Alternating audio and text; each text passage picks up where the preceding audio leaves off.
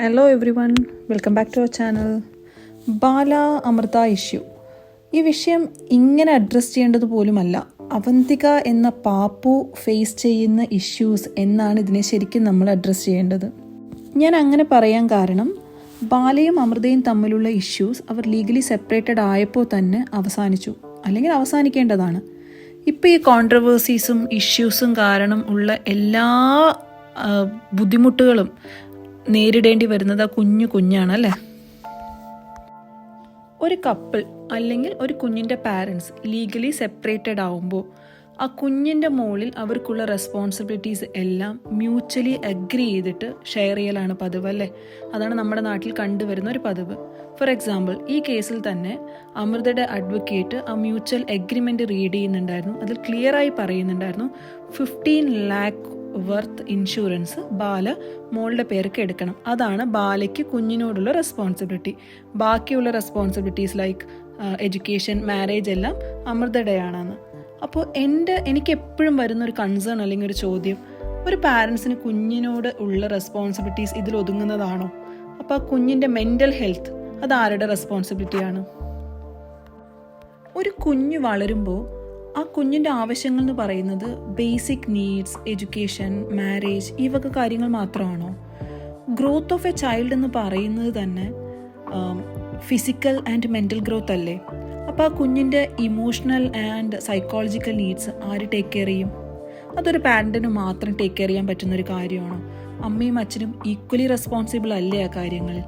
So ഈ വിഷയത്തിൽ ബാല ചെയ്യുന്ന മിസ്റ്റേക്ക് എന്ന് എനിക്ക് തോന്നുന്നത്, ബാല ഈ പറയുന്ന എല്ലാ വിഷയങ്ങളും അല്ലെങ്കിൽ എല്ലാ ആരോപണങ്ങളും നേരെ ചെന്ന് എഫക്റ്റ് ചെയ്യുന്നത് ആ കുഞ്ഞിനെയാണ്, ആ കുഞ്ഞിൻ്റെ മെൻ്റൽ ഹെൽത്തിനെയാണ്.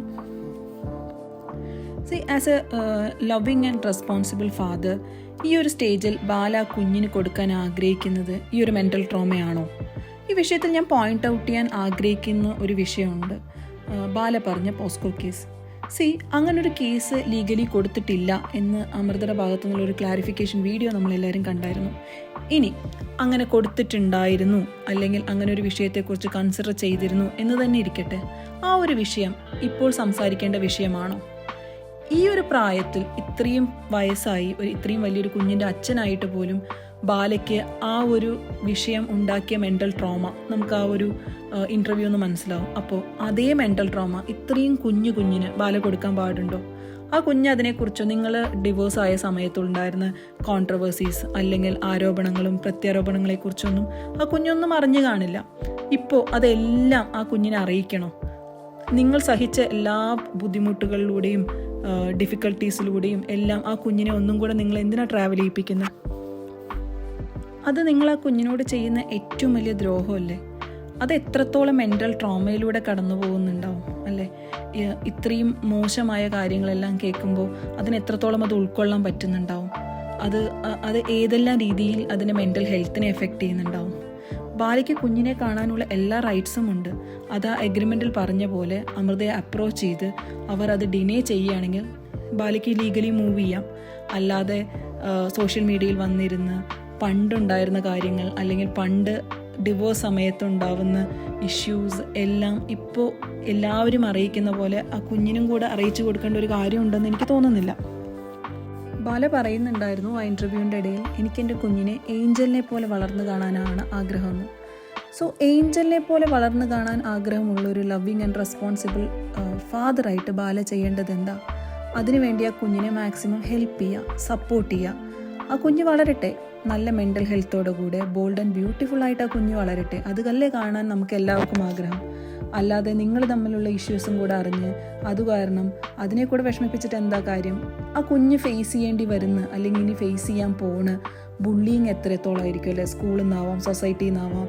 ഇനി ആ കുഞ്ഞിനോട് എന്തെങ്കിലും ഇഷ്യൂസ് വരുമ്പോൾ ആളുകൾ പോയിൻ്റ് ഔട്ട് ചെയ്യാൻ ഉപയോഗിക്കുന്ന ഒരു വിഷയമായി ഇത് മാറും അല്ലേ. നമ്മുടെ അവിടെ എപ്പോഴും സ്ഥിരമായി കാണുന്നൊരു കാര്യമാണ്, ഒരാളെ തകർക്കണമെങ്കിൽ അയാൾ ഫേസ് ചെയ്യുന്ന ട്രോമയോ ഇഷ്യൂസോ ആയിരിക്കും മുൻനിർത്തി സംസാരിക്കുക.